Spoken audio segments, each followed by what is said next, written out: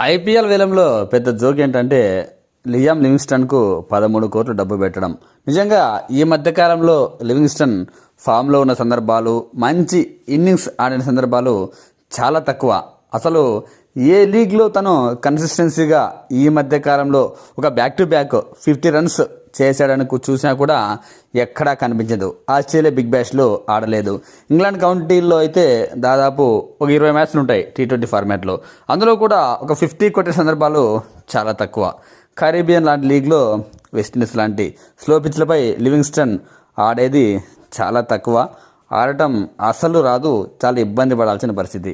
ఇలా చూసుకుంటూ పోతే ఏ లీగ్లో కూడా మంచిగా బ్యాటింగ్ చేసిన సందర్భాలు చాలా తక్కువ ఈ మధ్యకాలంలో. ఐపీఎల్ను తీసుకున్నా కూడా లాస్ట్ టైం ఆర్సీబీ తరపున బరిలోకి దిగాడు.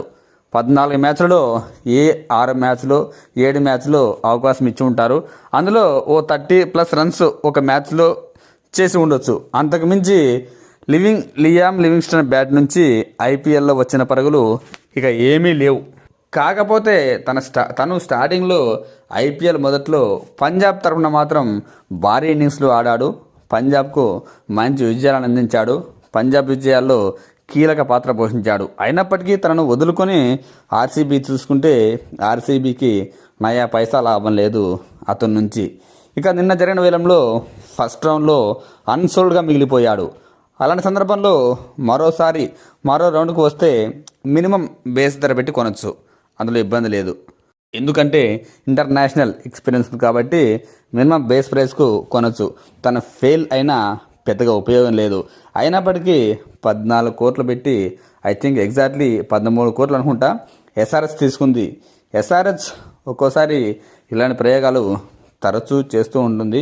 నిజానికి ప్యాట్ కమిన్స్ను కెప్టెన్గా చేసినప్పుడు కూడా అంత ధర పెట్టి 20 కోట్ల పైగా కాస్త విమర్శలు వచ్చినా తను టీంకు కొంతవరకు న్యాయం చేశాడు.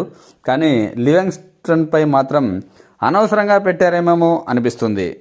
ఇతనికంటే ఆ జింబాబ్వే కెప్టెన్ సికిందర్ రాజాకు ఓ మాదిరి ఒక ₹1 కోటి ధర పెట్టినా అతను తీసుకున్న ఉపయోగం. లేదంటే న్యూజిలాండ్కు చెందిన ఆల్రౌండర్ రచిన్ రవీంద్రను కూడా ఏ టీం కూడా కొనుగోలు చేయలేదు. అలాంటి ప్లేయర్ని బేస్ ప్రైస్కు కొని ఉన్నా కాస్త ఉపయోగంగా ఉండేది అటు బ్యాటింగ్ బౌలింగ్లో. కానీ లివింగ్స్టన్పై అంత ధర పెట్టడమే ఇప్పుడు సంచలనంగా మారింది.